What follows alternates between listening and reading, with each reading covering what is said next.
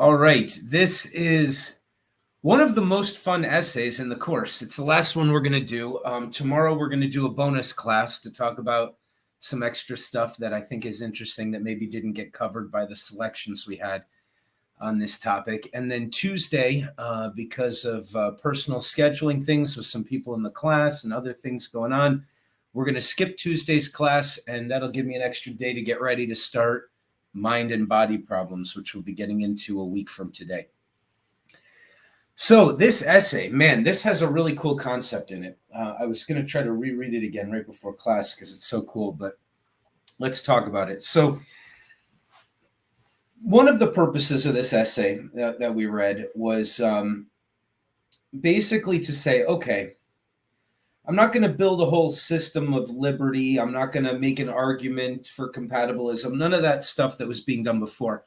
Instead, it's a sharper purpose. It's to say, okay, I'm going to fire a cannon at the castle of determinism.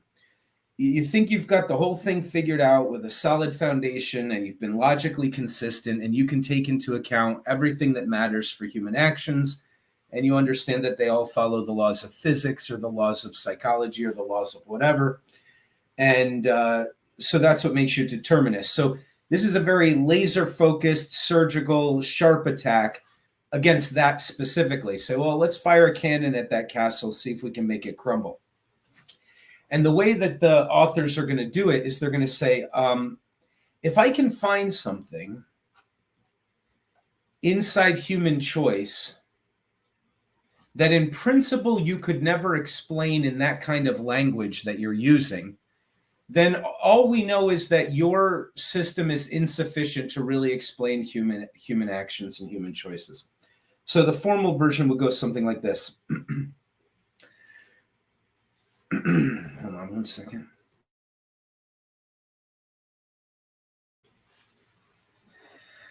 For a scientific explanation to be a complete explanation, that's necessary and sufficient both, there can be no norms involved. We'll talk about what norms are specifically in the context of this, but there can't be norms involved.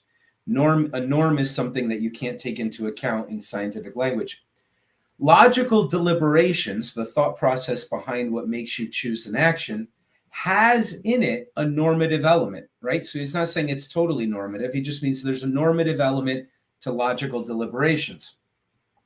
Therefore, science cannot fully explain or explain away behaviors that result from logical deliberations. So before we move on, this is the aiming of the cannon. This is what they're shooting at the castle estate. All right, not every choice a human makes, but a specific type of human choice, any human choice that's somewhat dependent upon deliberate logical deliberations, has a component to it, logical deliberations, which is in part made up of something normative. We'll talk about what normative is, but since it does, normative is something that science can't touch. You just can't explain that element of it. And therefore, your scientific approach to the whole thing falls short. You can maybe give some necessary conditions for the human choices, but you can't sufficiently explain the entirety of it. Okay. People can learn about the supposed explanations of their actions. Oh, so then there's another thing they say, which is interesting. Individuals might learn about the supposed explanations for their actions, take them into account, and by this process become less predictable.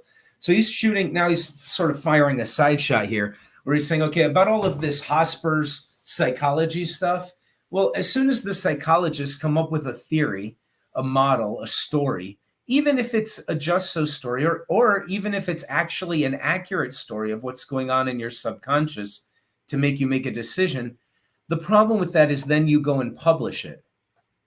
And once you've published it, people can read it. And once people can read it, they can take into account that that's the sort of thing you would predict them to do. And then they might have another motivation to not be predictable and then do the opposite of that for no other reason than that they've read your research.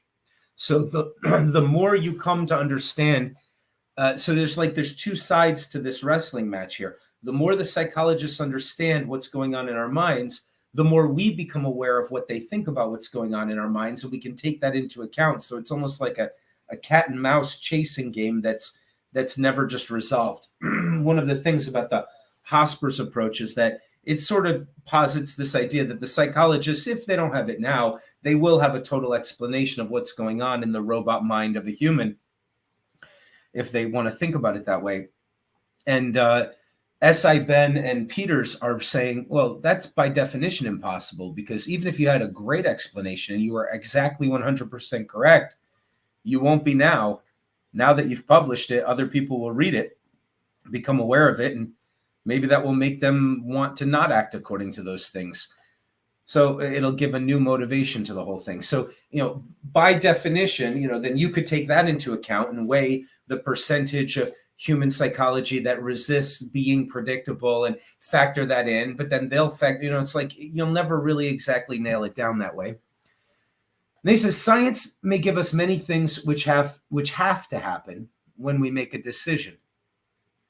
But a sufficient explanation would have to take into account the reasons for the actions. All right. So let's get into normative. I want to finish these notes first, but let's get into this idea. This is kind of cool.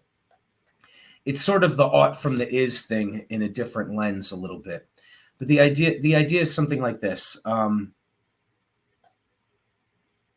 this discussion will actually take away a lot of the mystery behind some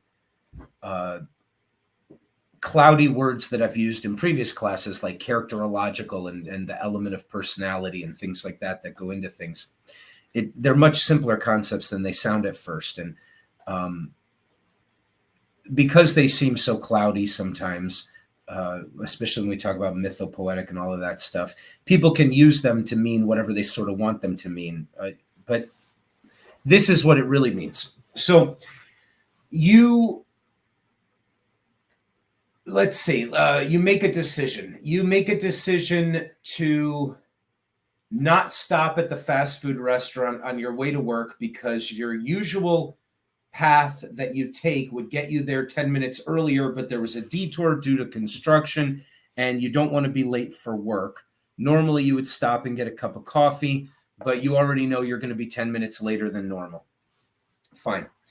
Well, it's your character, your inclinations, your history, and the situation that you find yourself in that determinists say, and they're going to take all of that into account.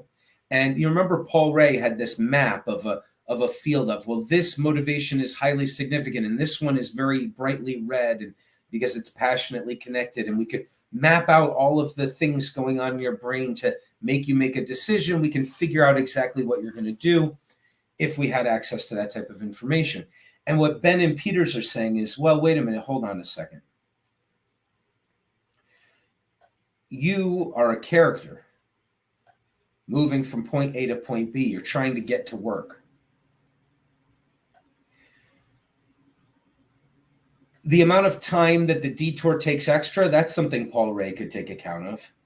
The amount of time that you're going to be sitting to get your food at the coffee shop, that he can factor in. Your desire for coffee, maybe he can factor in how much you really want a cup of coffee to have a good day at work and put that in hypothetically somehow. You can factor in the mood you woke up in today and the argument you had with your wife the night before. And, you can factor in all of these things, big and small, that have some effect on why you've chosen to pass by the coffee shop that you would normally stop into or something like that. Okay. Well, what's in this story that you can't take account of if you're just describing the physical realities, if you're doing it from a scientific approach? What you can't take into account is why does the person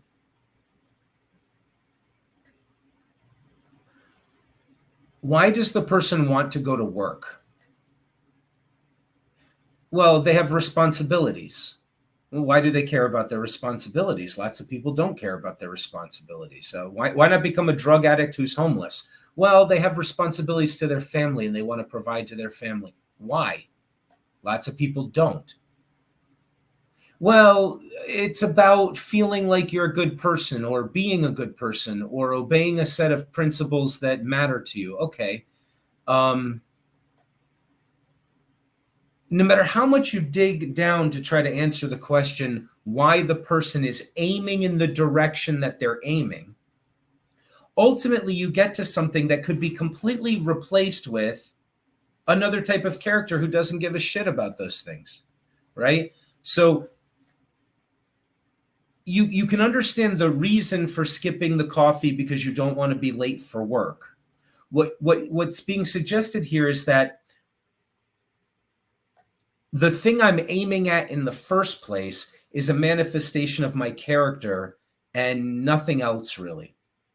So this is why we say characterological, right? You bring the character who's aiming at being a good person, being a good citizen, being a good member of the family that he's a part of, being respectable in some way. Like you get to the bottom of why is it he aiming at this? Like, why not just take drugs and be homeless? You'd have more happiness. I mean, there are creatures whose characters tell them that's what they should do with their time, and they don't give a damn about being late for work or even going to work at all.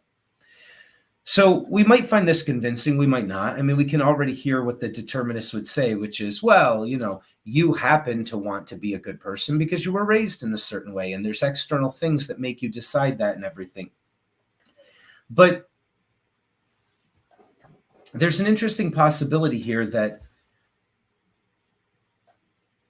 at least what he's doing is describing the way a libertarian might look at a person and say, okay, a person has a character, sure, but that character is aimed at something. It's aimed at the good or it's aimed at the bad, maybe. And what makes them aimed at what they're aimed at is not something that you could, there's people who struggle with all sorts of addictions. And then some people, they just sort of have a moment where they just say, oh, to hell with this, I'm not doing it anymore. And then they're sort of like miraculously free of their addiction, right? Those are pretty common stories, actually.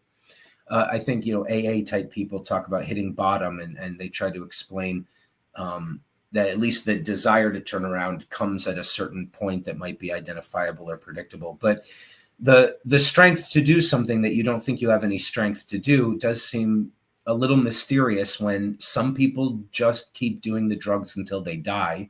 And other people have this moment where they say, I'm turning away from aiming down and I'm going to aim in another direction. So so the part of the deliberative logical process that goes into your decision that they're identifying as something that you can't take account of if all you're doing is measuring the external factors to the person is what makes them aim in the direction they choose to aim in. And it's very similar to what we read. Who was the gentleman, Campbell, I think, who had this like really private moment where it's like the individual is normally pushed by their inclinations and their character as it's been affected through time and the situation they're in. But there are moments where a person can say, I like the way this story ends better, or I have hope for a better ending to the story of my life. And the narrative and story and the character that would aim in one direction versus another is being posited here. And again, the determinists might disagree with this, but it's being posited as something that you just couldn't take account of if you were only looking at things from a physical perspective. If that argument's not too convincing, because we think, well, every time I suggest something, the determinist just says, yeah, that's one of the things we would know all the factors to. There's two ways that we might deal with that. We might say, well, yeah. First of all, yes, maybe the determinist is correct, and we just don't have the right terminology for understanding the factors that go into making a person want to be a type of person or whatever. But the other thing we could say is, look, does the libertarian have to believe in chaos and randomness? It doesn't seem like they do. They believe in agency, which means something that's beyond the predictability of what you could do with rocks falling down hills, say. But that agency wouldn't be agency if it was just random things happening, right? You wouldn't have freedom and responsibility if what you chose to do was just random, and that's why it was unpredictable. So instead, what one might say is the thing that determinists have always been after is, of course, correct. There's a universal law of things making sense in one way or another, but yet at the same time, the individual agent who's acting in the world is something that is in part independent from the rest of what's external to him to make him be what he is. He's not stuck in the world and the world determines everything. It's the world stuck with him, and he helps to determine the world a little bit. Actually, that's a pretty good way of I think illustrating the difference there. So maybe the determinist instinct is correct that, well, whatever that is, it's still reasonable. But I think Benn and Peters are saying, well, reasonable or not, it's not predictable. You can't sufficiently explain what the person is doing, because what makes them be the sort of thing that aims in a certain direction is not determined by external forces. That's just a manifestation of what they are in the world. All right, I'm not sure I did a great job of explaining that, but let's keep reading the notes and see if we can do a better job here. When people behave irrationally, we look for external causes. Okay, when people behave irrationally, we look for external causes. Was he poisoned? Does he have food poisoning? Is somebody blackmailing him? Why is he doing this thing that doesn't make sense? But when people behave rationally, we don't look for external forces. We just assume, oh, he thought it through and he's doing what makes sense. Now this will help explain. Because we can find external sources for irrational behavior, we imagine that there are causes external.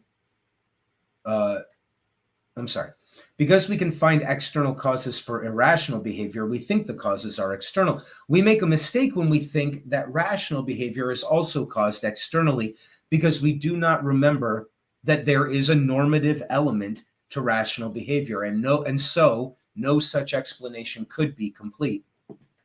You can only be free when you do things deliberately. Okay, so now he's saying, all right, all your actions are not the result of logical deliberation, but if you're doing a logically deliberate thing, then that's at least a candidate for a choice that you could be making freely, but none of the others are free. But he says this is because causal explanations are inappropriate to use when trying to understand why a man acts according to a rule. Okay, so this will help, actually. I wish I'd read this first. So according to a rule is something that you could rationally understand. You could say, like, the clam shuts when something touches the outside of its shell. The clam behaves according to a rule. Well, that you can perfectly well describe. Here's what they're pointing out. You can't account for why a man adopts a certain rule or the aim that would get him to that, use that rule to get to that aim. That's really what it is. So I choose to act according to a rule because I'm trying to get to a certain place, but the trying to get, the character is aimed in a direction. Because I'm aimed in a direction, I use that rule, and it's reasonable for me to use that rule. But the science causality part can explain why I used the rule, but then it would just have to say, well, because you wanted to get there and you thought that it made sense to use that rule to get to that destination, right? Being respected in society, having a family that doesn't have catastrophe, but has reasons to be happy that you're a member of it, or something like whatever the thing you're aiming at when you take on a responsibility, whatever that happens to be, it's rational for you to say, oh, well, I shouldn't piss off my boss because we rely on the income, and that makes a whole lot of things better in this household, right? So you can explain that part causally and rationally. But what you can't explain is why you're aiming in that direction in the first place. Plenty of people aren't. So this will help too. The two objections. One, aren't we subject to causes still? And he says, answer, different kind of causes. These are self-determinations. See Spinoza and Kant. External causes force you. You seeing the reason to utilize a strategy A versus strategy B, to achieve your end goal is not a cause. even if the reason for using A is to get to the goal, right? So it's reasonable to use the strategy to get to the goal, but you deciding to use a strategy to get to your goal, that part's not caused externally. He thinks he's identifying what makes you an agent in the world, is that you can have vision for things being better or worse. You could have vision for it to be better, but your picture of better isn't good enough, and so you still stumble and make a lot of make a lot of mistakes or something. It doesn't have to be right or wrong or proven to be right or wrong. The idea is that you can't help the fact that you're a character. And the reason why we read all these stories is that they're telling us about characters, which means they're telling us about the types of things we could be. That language of story is the narrative that's characterological, right? It's talking about a character moving from A to B. So you in the world are influenced by many external forces, but those things that influence you, and you. And what you are is a thing there already with an aim. You and your aim, that belongs to you. Now, it might be reasonable for you to use A instead of B, or your educational background might have taught you that A is better to use than B, which is why you use it when someone else doesn't, even though you have a similar goal, right? A lot can be described and explained in the causal, scientific, deterministic perspective. They're saying, of course it can. It can explain a lot, but it's insufficient to explain everything because it can't explain why you're aiming the direction you're aiming. That just belongs to you. That's connected to the normative idea. All right, so maybe reasons are just rationalizations, someone says. What about what Hosper said, right? Oh, I think I've got a reason for doing this, but really my subconscious told me to do it to express something else that has nothing to do with my aim. Maybe it's to thwart me in my aims, right? And there are no such things as deliberate reasons, reasoning deliberately in order to decide what to do to achieve your goal. That's just something you tell yourself after the fact. Your subconscious is determining everything you're doing. And S.I. Benn and Peters, they respond by saying, there's more to it than that. There has to be, because rationalization is a parasitic term. It doesn't mean anything except in contradistinction to true reasons, right? It's like saying, well, there's an awful lot of counterfeit money out there. Well, why? Because real money is valuable and because it exists. You wouldn't have counterfeit money if there wasn't such a thing as a real reason, right? Real money. You wouldn't have rationalizations if there weren't such things as real reasons. And so he thinks that that objection falls apart where it's trying to stand. The term rationalizations is a term that cannot exist except in contradistinction to real reasons. So the use of the term implies that real reasons can exist. Maybe we'll flesh it out more while we discuss it, but I think this is a really interesting piece. Remember, he's not trying to set up a whole castle himself with all the explanation. He's just targeting some weak point in the castle of determinism, firing a shot at it because he thinks it'll crumble away. And what he says is going to crumble away is that, well, you think you have a full picture of everything. And I grant, of course, you've got a lot of the picture, right? Some people are just like this, and most of what I do is like this, and I'm not aware of what my causes are. But if we had access to all of that, we would be able to predict more of what I do. All of that's perfectly fine. But whenever I logically deliberate about why I should choose this path to get to my goal, that's my goal. And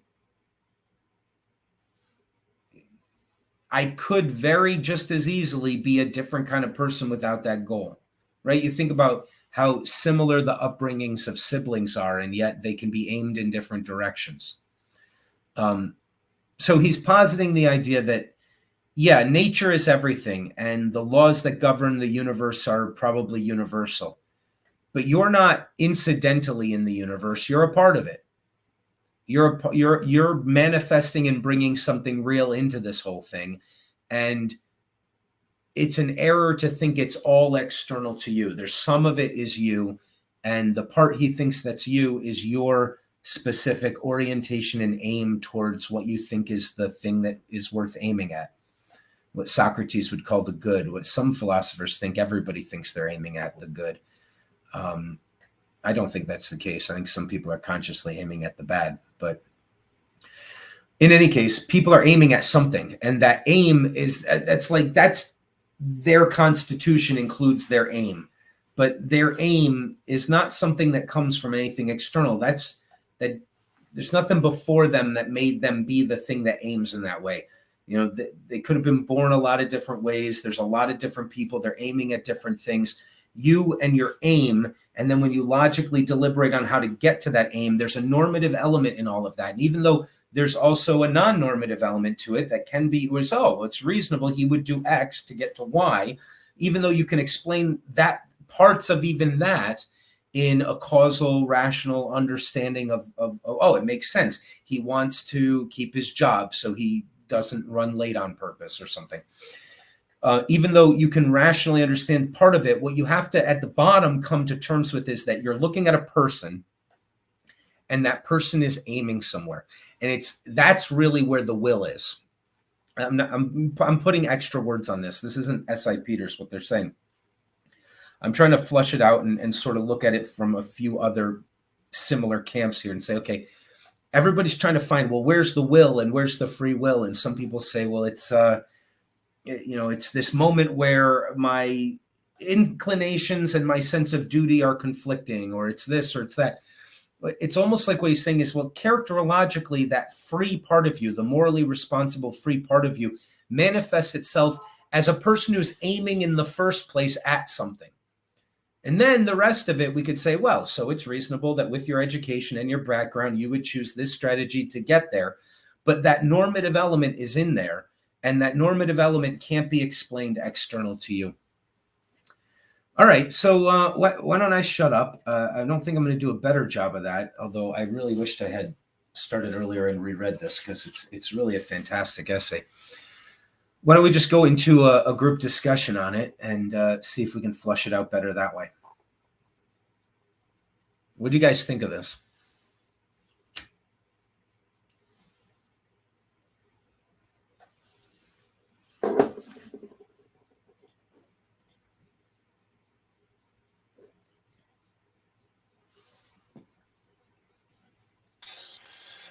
I thought it was a good essay, and not an essay, but anyways, I thought it was good.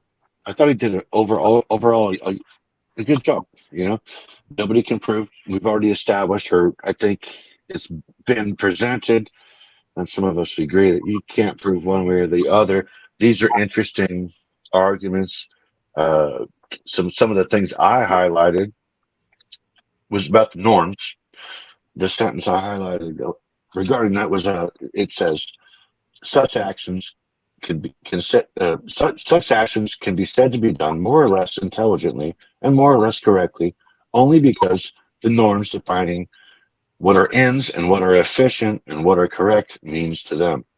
It follows that a psychologist who claims that such performances depend on antecedent physiological conditions or mental processes can't, at the most, be stating necessary conditions. But I'm not sure I understood it correctly because, well, it could be just that it's 2023. But one thing I have noticed in these discussions is that nobody's really mentioning the social dynamics and how that is very causal. And I feel like with this, now it's being addressed more so than I noticed. I never noticed it before in these other discussions, like, the social pressures. And so I'm not even sure that it's all that germane to the argument, but that's why I highlighted it, because it reminded me of the current year, or maybe the last 3 years or whatever, in relation to what some people call, mass, psychosis or whatever they call it.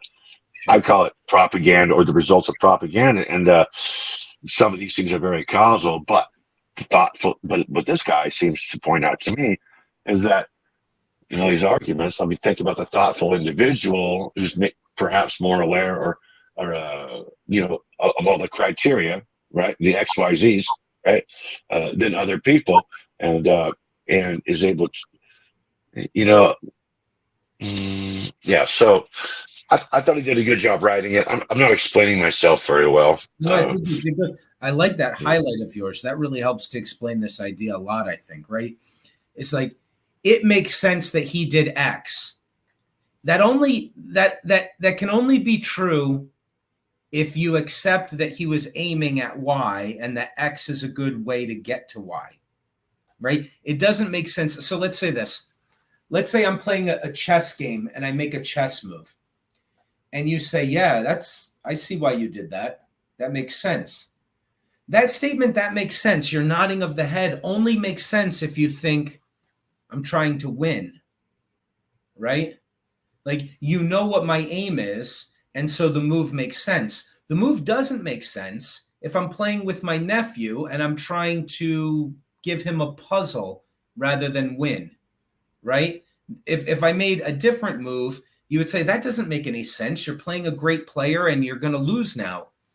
So the move itself makes sense or doesn't make sense only if you include the normative element, only if you include the fact that we're aiming at something. If I make a move with my nephew because I'm trying to teach him something about forking or something, right? And so yeah, we both like both parties in that instance. What it makes me think is both parties in that instance have a shared knowledge of what the goal is to win, right? And there's certain rules involved. However, yeah, there's no however. I'm not going to go into that. No, that's right. But yeah, but that's what you're saying, yeah. So what he's saying is that the statement.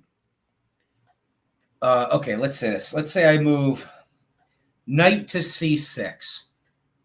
The statement that move makes sense itself doesn't mean anything unless you know what I'm trying to do, right? So if I move there because I just got finished giving a lecture to my nephew about tactics and how the knight can be used to fork two pieces at the same time, and I have a checkmate over here. If I want to move there, I'll get a checkmate, but instead I move here because I'm trying to show that forking principle that I know he's thinking about with his young mind because we just talked about it. You could look at me make that move instead of the checkmate move and say, oh, that makes sense.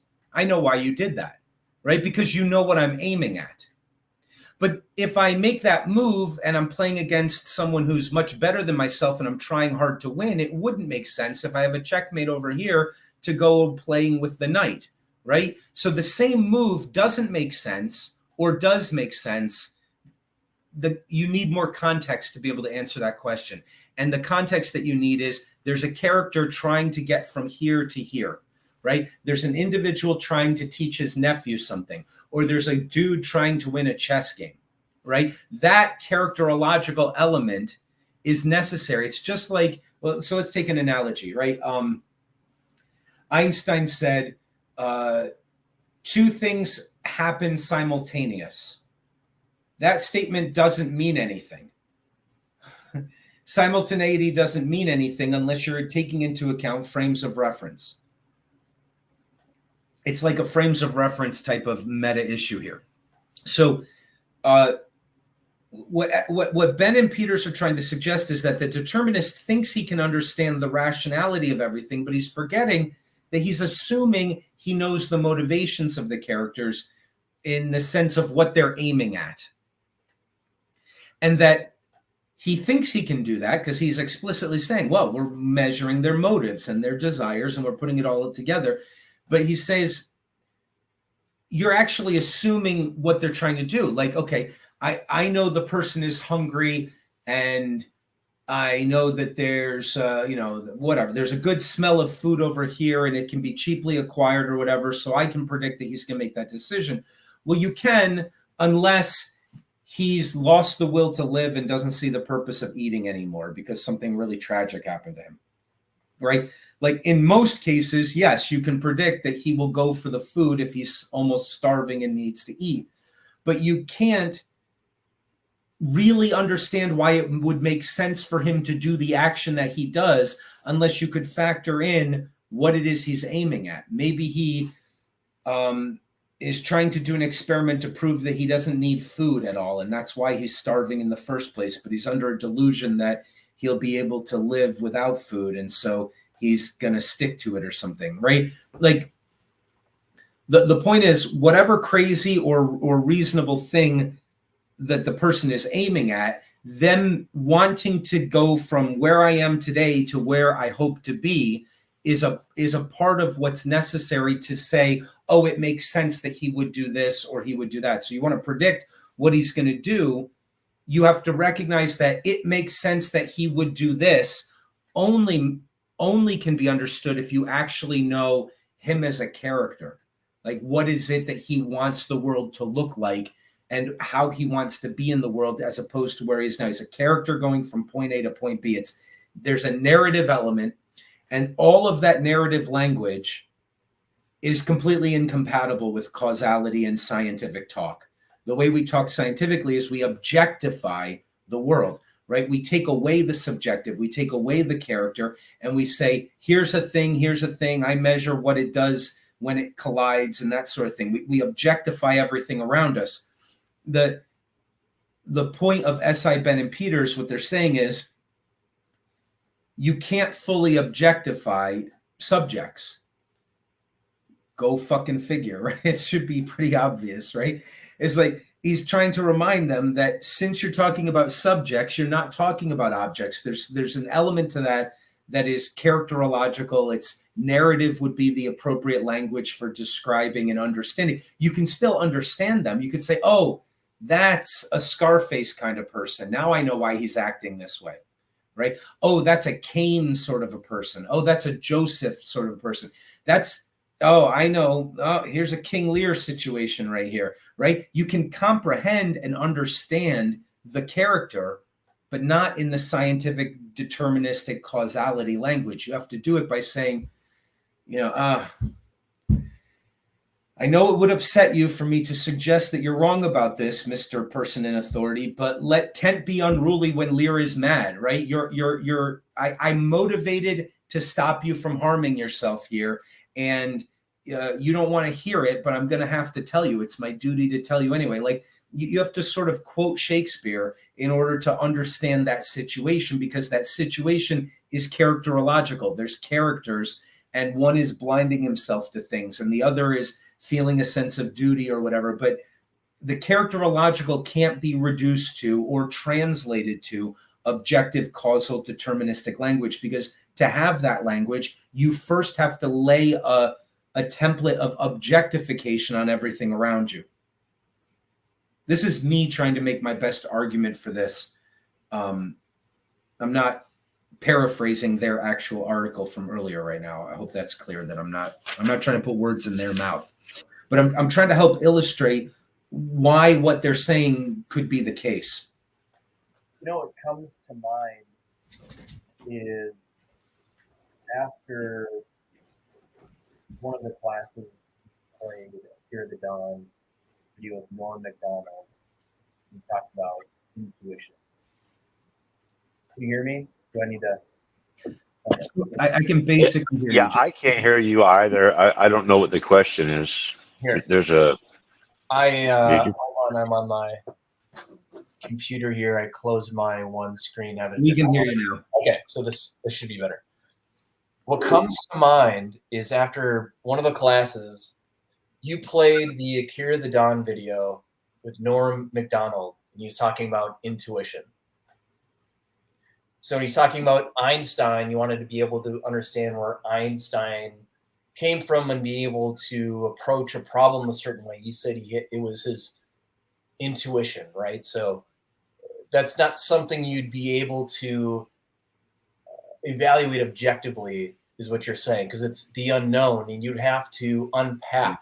What do you mean by intuition? Like, tell me more. That isn't something that would be inherent of an explanation of, oh, well, he did that because of his intuition. Yeah. Somebody who would be able to say from the outside, that the character you'd have to unpack Well, what do you mean? Tell me more, because I can't give an explanation, right? I don't know what you were thinking or how you came to this conclusion. Yeah, imagine how silly it would be for Paul Ray to say, well, you just mix in 10 units of intuition and now you can understand the picture that Einstein will paint. It would be just utterly ridiculous. I think you're right. I think Norm was right, and I think this is very similar to that. I mean, it's related. Intuition is a characterological thing, right? It's not something that you can talk about in that. You can't find it in a microscope, a telescope, or tell me what it weighs. You know what I mean? Like, it's not that type of thing. Yeah, there was also this sentence he was referring from Aristotle, and a piece of it was deliberation and choice may not precede every action, but habits are set up as a result of such deliberation and choice. You know, was that Benn and Peters? No, so this was, hold on. Yeah, that was, and he was saying, for as Aristotle put it, it is not a man's passion, which are the object of moral appraisal, nor his capacity to be subject to such passions. Rather, we praise or blame a man for what he does about his passions, for the extent to which he controls or fails to control them in various situations. Deliberation and choice may not precede every action, but habits are set up as a result of such deliberation and choice. It is for the exercise of such habits that men are praised and blamed for the ends which they seek and for the means which they adopt to bring about their ends. So the middle term here will end up being is that, right, it may not be involved in every action, but the habits are set up as a result of such deliberation and choice and planning in some instances. And for an example, talking about, intuition or anything else that would be more subjective than objective. Yeah, a lot of ethicists like to understand Aristotle famously, the formula is we are creatures of habit. And so ethicists have take into account habit in one way or another. The habit here is going to be the middle term that we don't have to worry about. What Peters is saying is that deliberation is the source of where we get, okay, so you're deliberating that doing X would help. Help what? Help you in your aim. There's the normative element there that you can't take into account. But because you're doing, so that deliberative process cannot be fully explained in a causal scientific type of description. However, that's the source of our morality. And then he says, okay, right, we need to develop habits, because if you're habitually acting in the right way, we think of that as better than just having to sit and think, okay, should I murder the person who just made me angry? Let's see, what are the pros and cons of murder? Let me weigh out whether or not it's the right thing to do, right? No, what you do is you deliberate the type of person you should be, and then you create the habits that make you be that type of person. But he says those habits are set up as the result of that original deliberation. So for Benn and Peters, the original deliberation, and it's not the logical process, right? The logical process can be understood causally. You could say, oh, it makes sense that you would do X to get to Y. But what he's saying is the deliberative logical process includes, I want to get to Y. That part you can't take into account, right? Somebody wants not Y and somebody else wants Y. One person says, I'll do X. I'll deliberate that X is the right way to get to Y. And the other person says, I'll do X because then it'll get me to not Y, or I won't do X because I don't want Y, right? But it's the wanting of Y, having the aim, that's the thing that you can't take into account. And so there's an element in that deliberation that's something that can't be, that means the whole thing can't be sufficiently explained scientifically.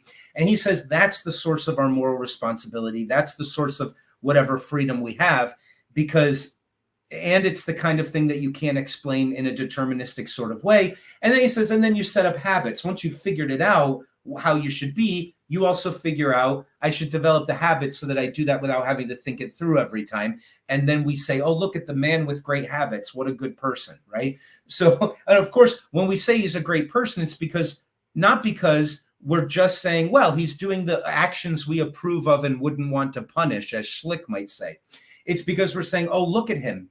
He's aiming well and accomplishing his aim, and the aim is a good aim. That's normative. The aim is a good aim.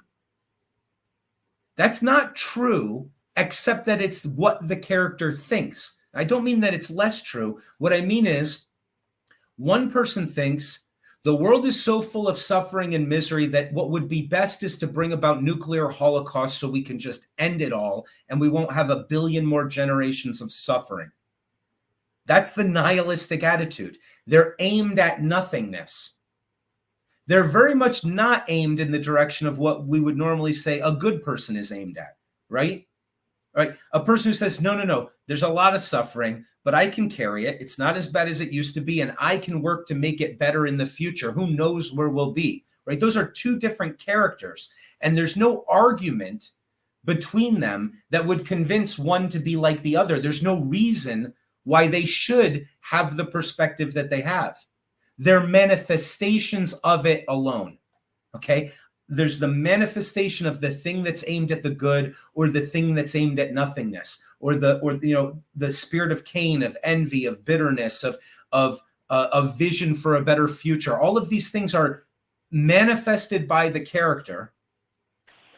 And when you look at it, you say, oh, that's a good man. Why? Well, he's doing good things. No, he's doing good things that you recognize as good because you like his aim, and they're also getting him to his aim. It's really that normative part that you're really calling good. And that's where, one, the deterministic perspective can't explain it, says Benn and Peters. And two, where we get the good talk in the first place and why we're morally responsible. Go ahead, Path. I'm sorry. No, I just want to amplify that point because, there's literally, what's the population of the Earth? I think it's, 7, 8 billion. So there's literally 7 or 8 different, 7 or 8 billion different personal objectives in life on any different moment, isolated moment, and so it goes far beyond even that argument in a way, in my opinion. Does that make any sense? Sure. We all have a different perspective in life and different goals. So it's not just those two. It's literally whatever the population of the Earth is, apparently. Right? Or almost that, I would say. Path, that's possible. That's totally possible. It's also possible that motivations and aims are like gestures. Have you ever noticed that certain people have each other's wave? Their facial expressions, you've seen it on other faces. It might be that facial expressions and gestures have people more than people have gestures, because there's fewer of them, but there's lots of copies of them in each individual person. And it might be that ideas and aims, there might not be 7 billion, there might be 5 or 12, and you can identify the kind of character you're dealing with when you meet a person. And I don't know. I'm just saying both of those are possibilities there. Go ahead, Sivan. Yeah, the second objection he has, he says, if, however, we say that all reasons are rationalizations, we make no difference between the behavior of an obsessive or compulsive and that of a rational man. Which... Yeah, what do you think of that?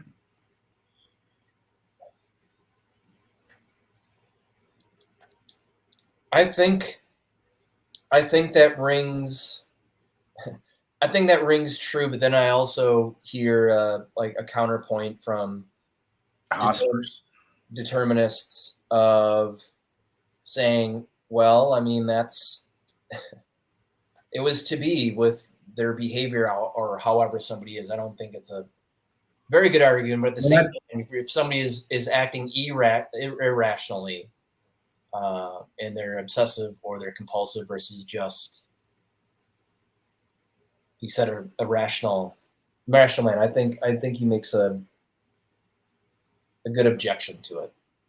Well, so Peters is trying to make a distinction there, but that what he says, you make no distinction between the compulsive kleptomaniac and the rational person. That's explicitly what Hospers was doing, right? He was saying, look at these neurotic people. They're controlled by their subconscious. And so are you, right? It's just you don't have a neurosis. And so your control by your subconscious isn't leading to problems for you. But we're all exactly the same, controlled by our subconscious. And so they know they're saying that. They're absolutely not making a distinction. Hospers is trying to wipe away that distinction if it exists in our minds. And then Benn is trying to say, well, wait a second. You got there through psychology, right? Okay, psychology. It's a science, right? You're thinking scientifically and you're understanding, oh, I've got evidence that this person's trauma in their childhood caused them to feel this way if they had a certain dose of neuroticism. So you keep bringing in character and pretending, but whatever. So you're trying to measure everything and say, I know how the brain works. This part makes up stories and this part makes you do things, right? Wait a minute, says Benn. I don't know everything about your science, but I know that it's not an appropriate language to take into account norms. And I know that there's a normative element to logical deliberation. And because of that, I know that there's something about us making decisions that's different. Maybe the kleptomaniac is completely determined. Maybe I'm mostly determined. But when I make actions as the result of logical deliberations, I'm factoring in my aims, which means there's a normative element in there. They're not synonymous, but there's a normative element in my decision to do X because it will get me to Y. And if everything you have to object to that is science, it can't, by definition, take into account that sort of thing. It's not the right language for considering norms in the first place. It's the ought-is problem. It's tangential to the ought-is problem. It's an off-growth of it, right? So it's the idea that you can look at, well, we've talked about this a lot before, but let's talk about it again because it's more powerful than maybe it sounds like it is from the way we're talking about it. You can look at all of the material data that you want. You're never going to find out what a person ought to do. Now, there's determinists who disagree with that, right? They say, well, Sam Harris says, if you just knew what the world really was perfectly, you'd know exactly what people should do. But there's this other instinct that some people have, which is, no, if you knew everything about the world, you wouldn't be able to look at a person who wants to bring it to an end and tell them they're wrong. You have to manifest a desire to say, you have to manifest a yes saying to the world. That's the only contradiction you can give to the other thing. There's no argument they can give you to say it should all come to an end either, right? It's not based in data collection. It's attitudinal. It's like, okay, the Spirit of God hovers over the waters, talks to the potential chaos, calls into being the better world, okay? And then he looks at it and he calls it exceedingly good, right? So there's this attitude of looking at the world as a whole and saying, yeah, that's good. It's good that be. It's better that it be than that it not be. That's just an attitude. There's no collecting of data that makes you conclude that. It's an attitude. Likewise, the attitude that says, ooh, shake my fist at heaven, this whole damn place is so bad, I'd like to burn it into nothingness, and oh, the suffering is not justifiable, there's nothing good enough in it to justify how miserable it all is, it would be better if it didn't exist, let's bring it to an end. That nihilism has no reason. It's attitudinal. It's just an attitude. Okay? It's the character has an attitude. And there's no collecting of data that tells you should have one attitude or the other. You are the manifestation of that attitude. You're what brings one of those attitudes in to the universe, to whatever degree you choose to bring one of them into. But there's no science that can tell you this is the right conclusion. Likewise, you can look in your microscope and in your models and on your scales and as much as you want at all the sugar molecules that you like, you'll never figure out why any of them are sweet. The sweetness isn't in the sugar molecule.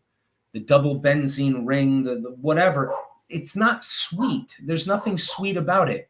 To a dung beetle, shit is really sweet. He loves it. It tastes delicious. It's not to me. Because the sweetness of being, if there is any, isn't out there.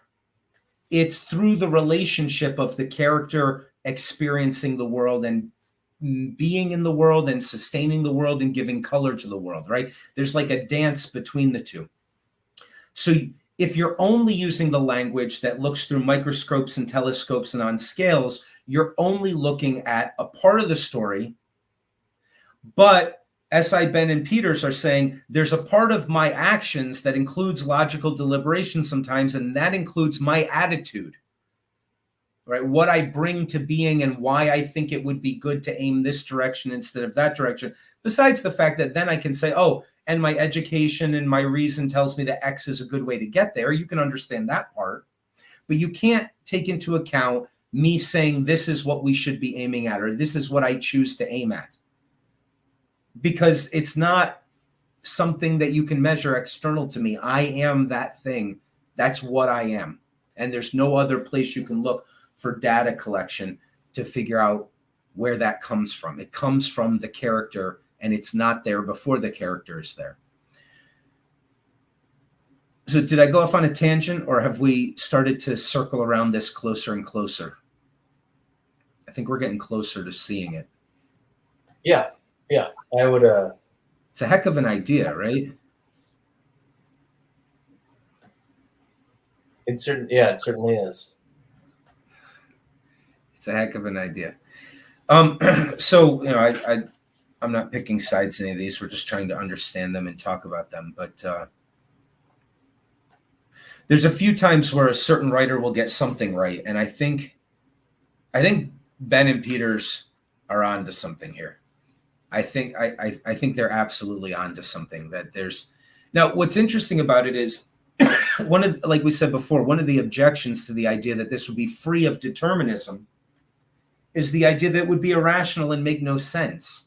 But that's not what we're talking about, right? You could say, oh, this person, right? Imagine this, a person with an utterly miserable upbringing. They become a violent, present moment hedonist criminal. Well, you could look at that and say, well, that makes sense. I mean, I get it. I pity them, and we better lock them up. But, it's not like there's a lot of mystery here. However, there are other people who have had absolutely miserable upbringings. And what they learn from it is that individuals can hurt each other really badly, and they can not want to do that or perpetuate it or see it propagate any further than themselves. I've known people in both categories. The thing that happened didn't determine their character. It revealed their character. There are people who, when their miserable upbringing hits them with stuff, their response is, oh my God, people can hit each other hard. I don't want to be the cause of other people being damaged like that. That's literally their poor child's inability to understand most of what's happening. That's still there. And it's like, okay, well, we definitely have to lock up the other guy, and we can pity him that he had such a miserable upbringing and that such horrible things happened to him. But there's still a character there. There's still a character there that's maybe been given a burden that we wouldn't want anyone to be given. We want to organize society so that no one has to face that level of test, perhaps. But there's still a characterological thing that's there too. So none of what I'm saying is, so therefore it doesn't matter what happens to. It's like, no, we feel bad for the person with the horrible upbringing. We feel bad for the person who's been subject to tragedy and catastrophe and malevolence at an age before they even know how to use words, right? We want police departments just to shoot and lock up people that would do such things. And rightly so. With all of that said, we also, in those instances, it's too easy for the psychologist to say, well, the person became like this because of what happened to them. No, and yes, right? If those things hadn't happened to them, they still would have been the same character, but they wouldn't have been pushed into such a horrible, miserable life. Maybe they would have had a chance to think through some things or have a better shot at things. Sure. Maybe they would have still been just a miserable present moment hedonistic monster, but they would express that in ways that aren't so objectionable to the rest of society where we tolerate it. right? And then there's this other person where it's like, okay, the lesson they learned from horrible things happening to them was, this ends with me. This ends with me. I'm going to make sure, I'm terrified that I would ever do something that could perpetuate this kind of harm, because they realize how deep and eternally significant they are. They learn all that in a horrible, horrible way. The point is, the psychologist is saying the thing that happened made you like this. It's like, yes, it did. Here's a great example. You take a hammer and you hit a soft ball and a hard ball. The hammer hits the hard ball and it cracks and shatters. The hammer shattered the ball. But the hammer shattered that ball because the hammer's an asshole and the ball has the type of characterological makeup to shatter. It hits the other ball and the ball bounces back. The hammer made the ball bounce back. Right? So all the explanation isn't in the hammer, it's in the hammer-ball relationship, right? And what people like Benn are suggesting is that if you're never going to consider the subject at all, you can't have a full picture of what's happening here. All right? There's something in the nature of the subject that goes into what makes it be the thing it is. So the formula I like to use is, what happens to you doesn't determine your character, it reveals it. And again, none of that means, so good luck. We don't want bad things to happen to people. We want to do the best to stop that from happening, right? So that's not some sort of license for the psychopath. Oh, it's not really your fault. It was their character. No, it's fucking you. And we're putting a bullet in your head and we're putting you in jail and whatever. But, all right, so don't misunderstand that what I'm saying is, oh, well, you're just fine and can do whatever you want. It's like, no, life is rough and bad shit happens. But when you take these extreme examples like the psychologists are doing, they say, well, look, we now know if this happens to you, this happens to you. It's like, no, you don't know that, because you know that happens with a majority of people or with a person of this type of character. But you never get people coming to seek your advice who don't need it, right? If they don't have a neurosis, they're not coming to you for healing. So you know what the people who develop neuroses have as a result of what happens in their childhood. Maybe I'm going a bit too far. I haven't studied psychology, and I'm sure they've taken that into account and have tried to study all sorts of people. So I don't mean to paint a picture that psychology isn't as good a science as it probably is. That's not what I meant to say. I haven't talked about this before, so I have to be real careful about the way I'm trying to get at the point here, because I don't mean to say certain things that I hear myself sounding like I'm saying. Does that make sense, though? The thing I was aiming at, even if I did it very badly, are we starting to see the suggestion of S.I. Benn and R.S. Peters here? Or have I made the matter worse? I may have made it worse.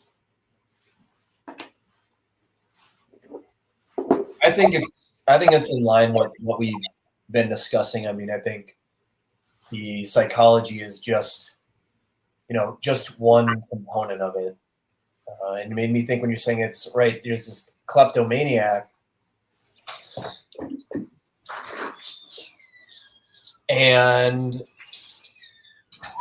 just because things can be changed based on, let's say, not only the punishment, but of the understanding of what that means, what it means to the business owner.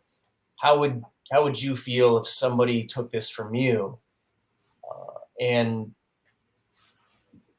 that can be a change in their model and how they view things, and say, wow, I didn't think about it that way before, right? Maybe it wasn't just, say, the possible punishment of being locked up, but saying, look, you could continue to go down this road, but eventually this is how life could end up for you. And right, this is why you wouldn't want to do it, because just think, if you had a business and someone stole from you, and well, then you weren't able to make your margins, and then you had to close your store, and then you couldn't take care of your family. Think about the type of impact, right, that could have. Yeah. It reminds me of that. There's a verse in the Bible. I don't read the Bible very often, but I remember this verse. I think God says, come and let us reason together. I always thought that was fun because it's like there's a little space for thinking things through, and even though it's the theology and the divine isn't the same as philosophy, there's always a lot of overlap in both directions. And Right. yeah, So I would concur with what you're saying in explaining of, look, just because someone comes from a particular background, we've discussed this in previous classes, it is not, the outcome isn't set. We don't know what their future is because there's resilient individuals who turn out to, like you said, it stops with them. This is going to stop with me. It's not going to continue on. And I am not, my circumstances do not make me who I am. I arise above my circumstances. but that's one person's character. That's their Right. characterological response. Yeah. Right. And it happens, and you can't find a reason for it. It's one of the best scenes. People hate sequels so much, but in the third Matrix, there's the end where the bad guy and the good guy are fighting. And Agent Smith says to Neo, he says, "Why do you persist? Why? Why do you persist?" And Neo gives this seeming to the rationalist unsatisfactory answer, but it's a perfect answer. He looks at me and says, "Because I choose to." I am the type of thing that's moving in this direction. You're the type of thing that's trying to bring it all to nothing. Let's continue the fight, right? Like, it's just, you can't give an explanation. You can't give a reason. That's who I am, right? It gets down to the characterological level. So when Paul Ray said, if we knew everything about a person and all their inclinations and everything in their situation, we could predict perfectly what they're going to do.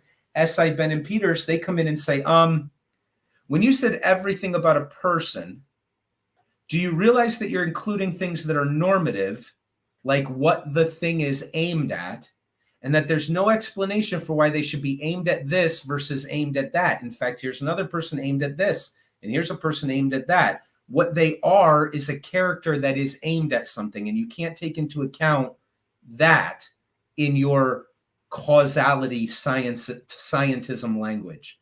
There's nothing to pry up underneath that. The answer is he's that guy. That's the end of the answer. That's the type of person. That's how they reveal their character in that deep sense where the deliberation could rest upon it, right? It's exactly what you were talking about. It's there. You can trace back causality on so many things. But when you try to trace back the character, you eventually get to the bottom of, oh, he's one of those types. And that's the only answer. Okay, why don't you put a letter on each type of person, and then I guess you could have your system. But only if you borrow from us types of people as described in literature and poetry and scripture and things like that, because that's where we've been talking about the type of person that exists. And you don't have a science for that, and you can't have a science for that. Yeah, and also you see that character form in the first movie when Morpheus is captured, right? The Oracle has told him, you're gonna have to make a choice between like Morpheus and Trinity. And so he decides to go and get Morpheus, and against all odds, and that's where you see that manifestation of him saying, well, this is the character that I am. Yeah, it's a self-sacrifice thing, right? He believes, he had to sacrifice himself to save Morpheus. It's so he's making a choice to do that, and he's believing, and he's starting to become more agent-like, right? I mean, the word agent in that movie is for the bad guys, but they're agents too, right? The idea is being free from control systems doesn't make you good. That's the whole picture. That's really the point, is that being free from the control systems where you can fly through the matrix, so to speak. Now you're in one of two camps. You're either in the camp that wants to keep everybody controlled, or you're in the camp that says pro-liberty and pro-freedom, and wouldn't the world be a better place if other people could manifest the goodness they can bring into the world, something like that. There's a war between people that are not controlled. It's not the war of the controlled against the controllers. It's once you're out, now you have your character. And the character of Agent Smith is fuck this whole place. Let's bring it to nothing. He's very much the nihilism problem. And the character of Neo is the answer to that problem. The answer to that problem isn't an argument or a statement or a proposition or a fact that can be discovered about the world. It's a dude. It's an attitude. It's attitudinal. It's characterological.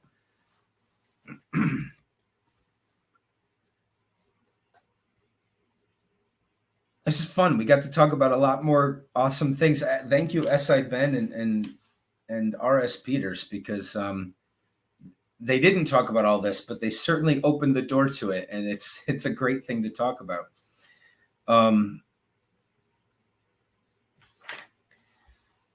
So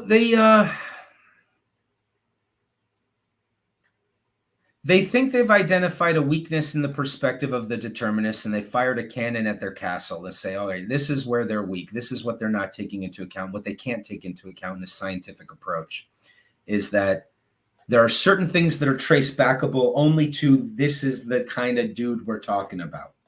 And so instead of saying you don't have a science for that, perhaps what we should say is we've already developed the science for that. It's called literature. Literature is the vocabulary of narrative.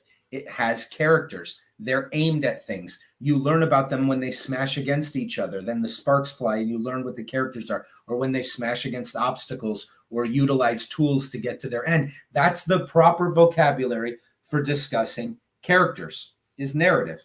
We've been doing that for a really, really long time. It might be the most developed science, if we want to call it that. Isn't the terminology I would choose to use. But let's say it's the science of character is already out there, but it isn't something that is external, right? See, the whole point of the post-Cartesian scientific approach is to say, I'm going to objectify and externalize.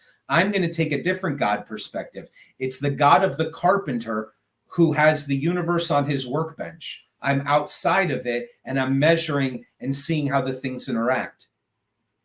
The problem is that's not a perspective you actually have a right to. And the reality is that you're in it. You're in the universe, and you're a part of what can be manifest in the universe. And one of the things that could be manifest is an attitude that says, let's keep aiming at the good. Or let's shake our fist at the whole damn thing and aim at it becoming nothing. That's the nihilism attitude. It's nihilism simply means nothingness. It's aimed at nothingness. So those are characters, and there are no arguments for why you should be one or another. If you want to get to the bottom of it, it's look at that guy or look at that guy. Here's an example. And we depict it in art. We depict it in the Matrix movie. We depict it in literature and in sculpture and in plays. But that's the proper vocabulary for discussing one aspect of what Benn and Peters have identified is an aspect that goes into choices and actions of people. So, and they think that it only happens in some subset of cases where people are logically deliberating on why they're going to do something. Maybe that's the case. Maybe it's not. Maybe there's an element of that and all that subconscious stuff that Hospers was talking about.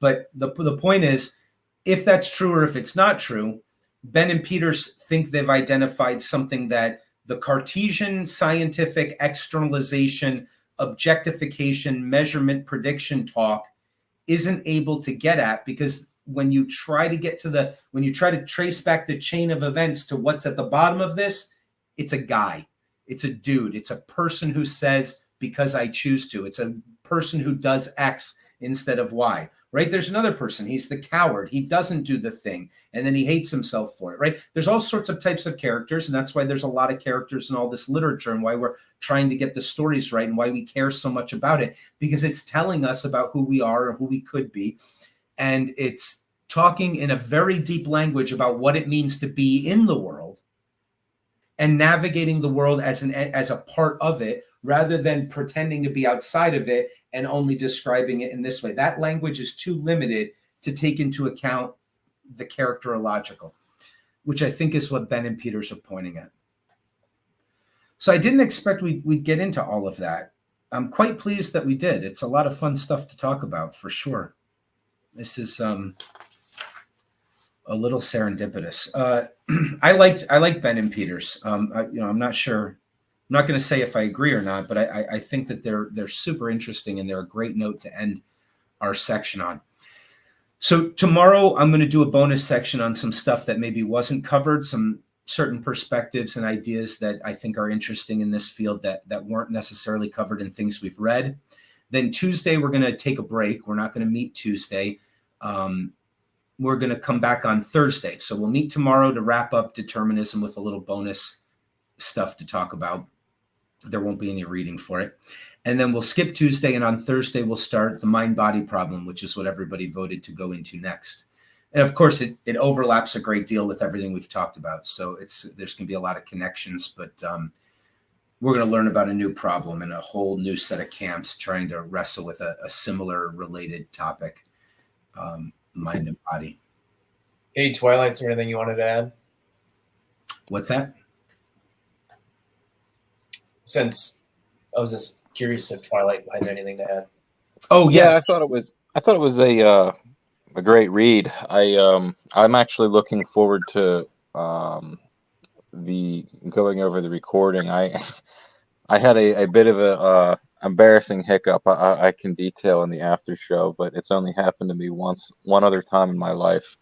I'll chalk it up to a technical difficulty. But so the I related to the argument that's set out. I think it was kind of similar to how I was thinking of it as far as relating it to Campbell's character versus self, but it looks like these writers were framing it a little bit differently, but I think getting at the same thing. It was this happening too. And I thought that was an interesting way of describing it, because at first I was like, okay, they're arguing for the same thing, but they're coming at it from a different angle. And then I was like, oh no, it's not actually. It's really kind of just a different way of saying it. This happening to, or the unconscious. They're kind of like describing the same thing, I guess. So I thought that was interesting. You're trying to narrow down and pinpoint exactly where this liberty part really is, and they I think you're right. They do come to something very similar. I mean, for Campbell, the idea was there are certain instances where all my inclinations make me want to go this way, but my sense of duty says this is the right thing to do. And in just those few moments, I can, deliberate, right? So Benn and Peters are identifying logical deliberation as the necessary situation for actually manifesting some character that could have moral significance. Clearly, there's a lot of overlap if they're not actually saying just the same thing. Campbell is saying, like, in that moment, I can decide and think through, this is the right way to act, even though everything external to me is pointing me in another direction, like running into a burning building to rescue a child or something. Well, my body doesn't want to do it. There's a lot of inclinations not to, we know his examples. So they're both trying to pinpoint exactly where there is something that is not subject to a causal law description to sufficiently explain all of our actions, right? They're attacking determinism and trying to pinpoint exactly where it is that we are free or morally responsible. And they came to something pretty similar, which is interesting. There's a lot of overlap between both their perspectives, for sure. It's deliberation. And they both, Campbell's talking about, well, you could have the habit. I mean, you don't have to actually think it through. You can just sort of know this is the right thing to do. Your deliberations were done a long time ago, maybe. And Peter says the same thing, is that, well, you do the deliberation, then you develop some habits. And so you don't have to actually think through the whole thing. So, yeah, I think you're right. I think there's a lot of overlap. And I did also find it really pleasant. I felt like it was a great note to end on. It's interesting. So one of the things that's interesting about, and it's going to happen to us 8 times in this class, because we're going to do 8 different sections on 8 different topics, is that these are the enduring questions for a reason, right? What we may have done is say, oh, I think I've heard some arguments for things that I never thought of before, and some camps on this issue that I had never considered. And maybe I sophisticated or developed or altered my position a little bit. We probably did all of that. But one thing we're not likely to do is figure out the answer. Right? Like, if you could really figure out the answer, you write an essay and then no one has to write an essay on this topic anymore. These are the types of questions that are enduring questions for a reason. I had suggested a long time ago, when we did the intro to philosophy, that philosophy is not looking for answers.